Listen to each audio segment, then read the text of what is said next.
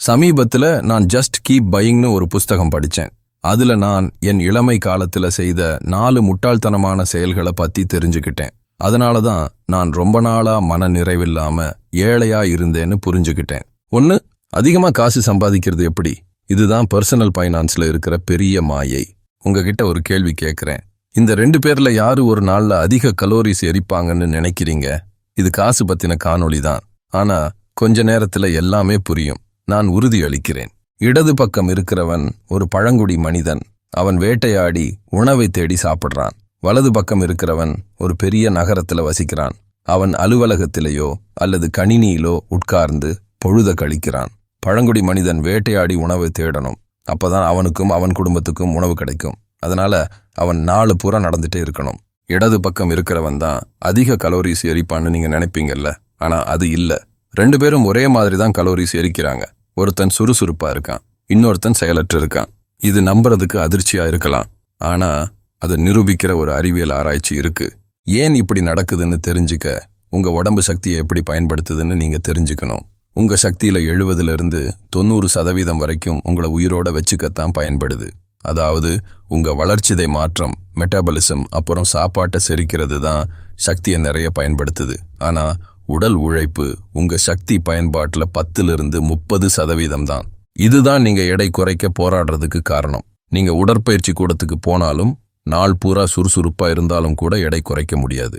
இப்போ நீங்க கேட்கலாம், 2 பேரும் ஒரே மாதிரி கலோரிஸ் எரிச்சாங்கன்னா பழங்குடி வாழ்க்கை வாழ்றவங்க ஏன் ஒல்லியா ஃபிட்டா இருக்காங்க, ஆனா கணினி முன்னாடி இருக்கிறவங்க ஏன் எடை போட்டு குண்டா இருக்காங்கன்னு கேட்கலாம். அதுக்கு சிம்பிளான பதில் என்னன்னா, பழங்குடி மனிதர்கள் நம்மள மாதிரி அதிகமா சாப்பிட்றதில்ல. வருஷக்கணக்கா நம்மள உடல் எடையை குறைக்கணும்னா உடற்பயிற்சி பண்ணணும், உணவு கட்டுப்பாடு இருக்கணும்னு நம்ப வச்சிருக்காங்க. ஆனா உடற்பயிற்சி எடை குறைப்புக்கு ஒரு கருவி இல்லைன்னு ஆராய்ச்சி சொல்லுது. அது புகைப்பிடிக்கிறத நிறுத்துறது மாதிரி ஒரு நல்ல வாழ்க்கை முறைக்கு பயன்படும். ஆனா எடை குறைக்க அவ்வளவு நல்லது இல்ல. நீங்க சாப்பிட்ற சாப்பாடு தான் ரொம்ப முக்கியம். இப்போ நான் ஏன் காசு பத்தின காணொளியில இதெல்லாம் சொல்றேன்னு கேக்குறீங்களா? எடை குறைப்புல உடற்பயிற்சி, உணவு கட்டுப்பாடுன்னு 2 முறைகள் இருக்குன்னு நிறைய பேர் நினைக்கிறது மாதிரியே அதிகமா காசு வச்சிருக்கிறதுக்கும் 2 யோசனைகள் இருக்கு. செலவை குறைக்கிறது, வருமானத்தை அதிகப்படுத்துறது. எடை குறைப்புல உடல் உழைப்பு கம்மியான பங்கு வகிக்குதுன்னு இப்போ நம்ம படிச்சிருக்கோம். அதனால சாப்பாட்டுல கவனம் வைக்கணும். அதிகமா காசு வச்சிருக்கிறதுலயும் 2ல 1 பயனற்றதா போக வாய்ப்பு இருக்கா? ஏன்னா எல்லாருமே அதுக்கு முக்கியத்துவம் கொடுக்கறாங்களே. பதில் ஆமா. செலவை குறைக்கிறது சிறந்த வழி இல்ல. ஆனா அதை பத்தி நிறைய கட்டுரைகள், புத்தகங்கள் இன்னும் வந்துட்டே இருக்கு. செலவை குறைக்கிறதுல 2 முக்கியமான பிரச்சனை இருக்கு. 1, செலவு குறைக்கிறது ரொம்ப சின்ன தாக்கத்தை தான் கொடுக்கும். உடற்பயிற்சி எடை குறைப்புல சின்ன தாக்கத்தை கொடுக்கறது மாதிரி. ஏன்னா உங்க செலவுல இருந்து நீங்க கட் பண்ணக்கூடிய விஷயங்கள் ரொம்ப கம்மியா தான் இருக்கும். நீங்க உடற்பயிற்சி கூடத்துக்கு போக ஆரம்பிச்சதும் வெயிட் சில கிலோ டக்குன்னு குறையும். ஆனா அதுக்கப்புறம் தேங்கிடும். அதே மாதிரி தான் செலவை குறைக்கிறதுலயும் நடக்கும். 2, இது கம்மியான வருமானம் இருக்கிறவங்களுக்கு பயன்படாது. நிறைய பேர் அவங்க அடிப்படை செலவை பார்த்துக்க அடுத்த சம்பளம் வர்ற வரைக்கும் மாச கடைசியில கடன் வாங்க வேண்டியிருக்கும். நீங்க மாசத்துக்கு 20,000 சம்பாதிச்சீங்கன்னா ஆனா உங்க செலவு 22,000 இருந்தா நீங்க எங்க செலவை குறைப்பீங்க? இது எல்லாத்தையும் செலவை குறைக்கிறதையும் அதை பத்தின புஸ்தகத்தையும் கண்டுக்க கூடாதுன்னு சொல்ல வரல. இல்ல, முடிஞ்ச வரைக்கும் செலவை குறைங்க. தேவையற்ற விஷயத்துக்கு காசை வேஸ்ட் பண்ணாம உங்க செலவை ரெகுலரா கண்காணிக்கணும். ஆனா உங்க வருமானத்தை அதிகப்படுத்துறதுல உங்க சக்தியை நிறைய செலவு பண்ணுங்க. கண்டிப்பா உங்க வருமானத்தை அதிகப்படுத்துறது செலவை குறைக்கிறத விட ரொம்ப கஷ்டம். ஆனா அது ரொம்ப மதிப்பிற்குரிய வழி. 2வது விஷயம், சேமிப்பு வறுமையில் வாடுபவர்களுக்கு, முதலீடு வசதி படைத்தவர்களுக்கு. ஆசிரியர் என்ன சொல்றாருன்னா, நான் ஃபைனான்ஸ் புஸ்தகம் படிக்க ஆரம்பிச்சப்போ சில அறிவுரைகள் திரும்ப திரும்ப வந்துட்டே இருந்துச்சு. கம்மியான கட்டணம் வச்சுக்கோ, பல வழியில முதலீடு செய், ரொம்ப நாளுக்கு முதலீடு செய்ன்னு சொன்னாங்க. நான் ஒரு புது ஆளுங்கிறதுனால இந்த யோசனையை பின்பற்ற ஆரம்பிச்சேன். ஏன்னா வாரன் பஃபெட் மாதிரி பெரிய ஆளுங்க கிட்ட இருந்து வந்துச்சு. இந்த அறிவுரை தவறுன்னு சொல்ல முடியாது. ஆனா இது தவறான திசையில என்ன கவனிக்க வச்சுது. புதுசா முதலீடு செய்ய வர்றப்போ என் வங்கி கணக்குல கொஞ்சம் காசு தான் இருந்துச்சு. ரொம்ப கம்மியான காசு இருந்தும் நான் முதலீடு பண்ற முடிவுகளை அனலைஸ் பண்ணி எக்ஸல் ஷீட்ல கணக்கு போட்டு நான் எந்த மாதிரி சொத்துல முதலீடு செய்யணும்னு நினைச்சு நிறைய நேரம் செலவு பண்ணுனேன். நான் 80% பங்குகள்ல 20% பத்திரங்கள்ல முதலீடு பண்ணணுமா, இல்ல மாத்தி பண்ணணுமா, பிட்காயின்ல முதலீடு பண்ணணுமா, ரியல் எஸ்டேட்ல பண்ணுனா நல்லா இருக்குமான்னு யோசிச்சேன். நான் முதலீடு பண்றதை பத்தி அதிகமா யோசிச்சேன். ஆனா என் வருமானம், செலவு பத்தி கொஞ்சம் கூட கவனிக்கல. மாசத்துல 2-3 தடவை ஃப்ரெண்ட்ஸோட வெளியில சாப்பிட்டு 3000 ரூபாய் வரைக்கும் ஈஸியா செலவு பண்ணுனேன். யோசிச்சு பாருங்க, 30,000 ரூபாய் தான் முதலீடு பண்றதுக்கே வச்சிருக்கேன். ஆனா இப்படி செலவு பண்றது எவ்வளவு தப்பு. 10% லாபம் வந்தா கூட 3000 ரூபாய் தான் ஒரு வருஷத்துல கிடைக்கும். ஆனா நான் சாப்பாட்டுக்கே அவ்வளோ செலவு பண்றேன். ஒரு மாசம் வெளியில சாப்பிடாம இருந்தாலே ஒரு வருஷத்துல முதலீடு பண்ணி கிடைக்கிற வருமானத்தை ஈஸியா சேமிச்சிடலாம். முன்னுரிமை எப்படி தப்பா இருக்குன்னு புரியுதா? இப்போ இதையே 3 லட்சம் ரூபாய் வச்சிருக்கிற ஒருத்தரோட ஒப்பிடுங்க. அவங்களோட முதலீட்டுல 10% குறைஞ்சாலே 30,000 ரூபாய் போயிரும். அவங்க ஒரு வருஷத்துல 30,000 ரூபாய் சேமிக்க முடியும்னு நீங்க நினைக்கிறீங்களா? ரொம்ப கஷ்டம். அதனாலதான் 3 லட்சம் ரூபாய் வச்சிருக்கிற ஒருத்தர் 30,000 ரூபாய் வச்சிருக்கிறவரை விட முதலீட்டு தேர்வை பத்தி அதிகமா யோசிச்சு முடிவு பண்ணணும். இந்த ஒப்பிடுதல இருந்து உங்களுக்கு என்ன தெரியுதுன்னா, நீங்க எந்த மாதிரி சூழ்நிலையில இருக்கீங்கன்னு பார்த்து அதுக்கு ஏத்த மாதிரி முடிவு பண்ணுங்க. உங்ககிட்ட முதலீடு பண்றதுக்கு காசு இல்லைன்னா நீங்க சேமிக்கிறத பத்தியும் உங்க வருமானத்தை அதிகப்படுத்துறத பத்தியும் யோசிங்க. உங்ககிட்ட நிறைய காசு இருந்தா அதுக்கு மாத்தி யோசிங்க.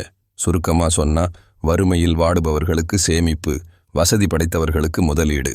உங்களுக்கு ஒரு சந்தேகம் வரலாம், நான் சேமிக்கிறத பத்தி யோசிக்கணுமா இல்ல முதலீடு பண்றத பத்தி யோசிக்கணுமான்னு எப்படி தெரிஞ்சுக்கிறது? அதுக்கு ஒரு எளிய வழி இருக்கு. முதல்ல இந்த வருஷம் நீங்க எவ்வளோ சேமிக்க முடியும்னு பாருங்க.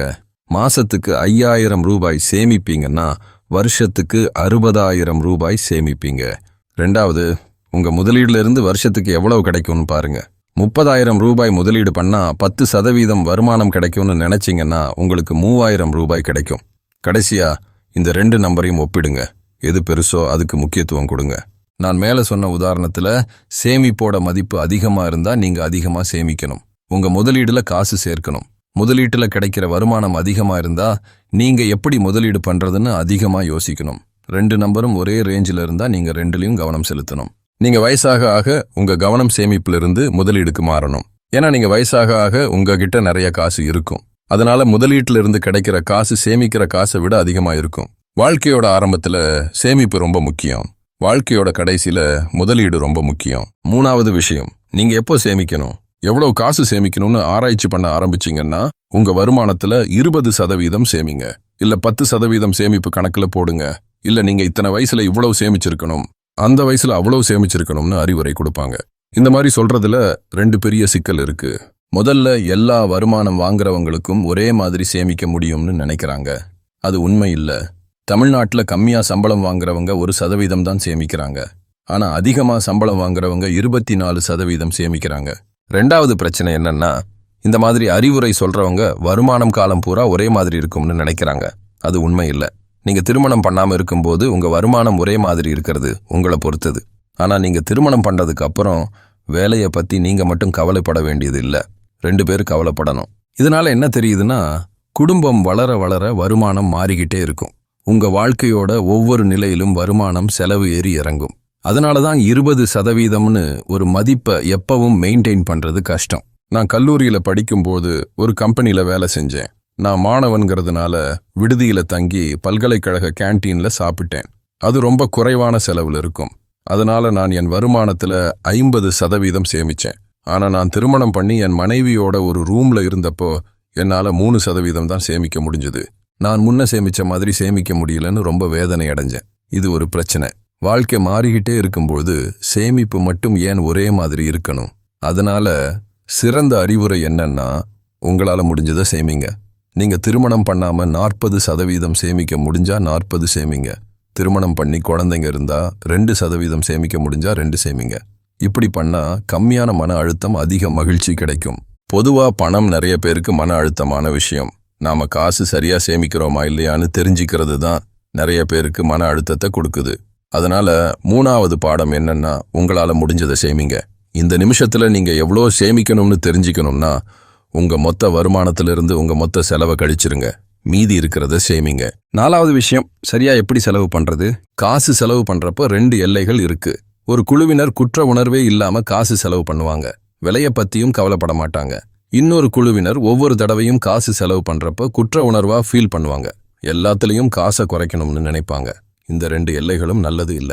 இப்போ இருக்கிற காலத்துல நிறைய பேரு 2வது குழுவை சப்போர்ட் பண்ணி நீங்க எதையுமே நம்பாதீங்கன்னு சொல்லுவாங்க. நீங்க ஒரு காபி குடிச்சா உடனே குற்ற உணர்வா ஃபீல் பண்ணுவீங்க, அப்புறம் செலவை பத்தியே கவலைப்பட ஆரம்பிச்சிருவீங்க. இப்படி வாழ்றது நல்லா இருக்காது. காசு முக்கியம்தான், ஆனா நீங்க விலை பட்டியலை பாக்குறப்போ அது உங்களை கவலைப்பட வைக்கக்கூடாது. ஆசிரியர் குற்ற உணர்வா ஃபீல் பண்ணாம செலவு பண்றதுக்கு 2 வழிகாட்டல் கொடுத்திருக்காரு. முதல் வழிகாட்டல் இரட்டிப்பு விதி. இந்த விதிப்படி நீங்க ஏதாவது வாங்கணும்னு நினைச்சா அதே காசு எடுத்து முதலீடு பண்ணுங்க. இப்படி பண்ணா வாங்குறதுனால வர்ற குற்ற உணர்வு இருக்காது. ஏன்னா அதே காசை முதலீடு பண்றீங்க. இந்த விதி உங்களை கவனமா யோசிச்சு வாங்க வைக்கும். தேவையற்றதையோ பயனில்லாததையோ வாங்காம இருக்க உதவும். ஏன்னா நீங்க இரட்டிப்பு காசு செலவு பண்ண வேண்டியிருக்கும், பாதி வாங்குறதுக்கு பாதி முதலீடு பண்றதுக்கு. 2வது வழிகாட்டல், ரொம்ப நாளுக்கு உங்களுக்கு மகிழ்ச்சியை கொடுக்கிற விஷயத்துக்கு காசு செலவு பண்ணுங்க. வாழ்க்கையில உங்களுக்கு எது பிடிச்சிருக்கு, எது உங்களுக்கு மகிழ்ச்சின்னு கண்டுபிடிக்கிறது கஷ்டம்.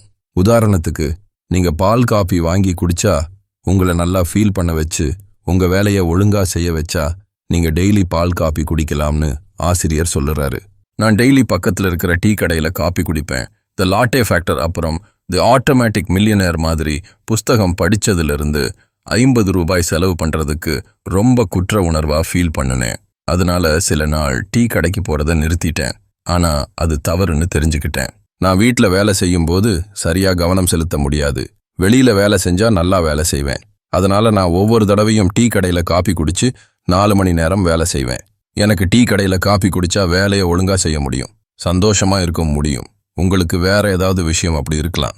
நம்ம மத்தவங்க கிட்ட நம்மள நம்ப வைக்க பொய் சொல்லலாம், ஆனா நம்மகிட்டயே பொய் சொல்ல முடியாது. காசு தேவையில்லாம செலவு பண்றோன்னு உள்ளுக்குள்ள தெரியும். இது பழசா இருந்தாலும் ஒரு நல்ல செலவு முறை உங்களுக்கு நல்லா இருக்கிறது தான். எது உங்க மகிழ்ச்சியை அதிகமாக்குதோ அதுக்கு செலவு பண்ணுங்க. எது தேவையில்லையோ அதை விட்டுருங்க. ஆராய்ச்சியில காசு செலவு பண்றத பத்தி சில விஷயத்த சொல்லியிருக்காங்க. அனுபவத்தை வாங்குறது, எப்பவாவது உங்களுக்கு பரிசு கொடுக்கறது, உங்க நேரத்தை அதிகமா ஆக்குற மாதிரி ஏதாவது வாங்குறது, ஆல் இன்க்ளூசிவ் ஹாலிடே மாதிரி எல்லா காசையும் முன்னாடியே கட்டிடுறது, மற்றவங்களோட செலவு பண்றது. நம்ம விவாதிச்சது மாதிரி செலவு பண்றத பத்தி ஒரு கடைசி வழிகாட்டல் நான் ராமித் சேத்தி கிட்ட கத்துக்கிட்டேன். அவரு எனக்கு பிடிச்ச எழுத்தாளர். அவரு கொடுத்த அறிவுரை என்னன்னா, உங்களுக்கு பிடிச்ச விஷயத்துக்கு தாராளமா செலவு பண்ணுங்க, பிடிக்காத விஷயத்துக்கு காசை கஞ்சத்தனமா செலவு பண்ணுங்க. இதுதான் எனக்கு கிடைச்ச சிறந்த நிதி அறிவுரை.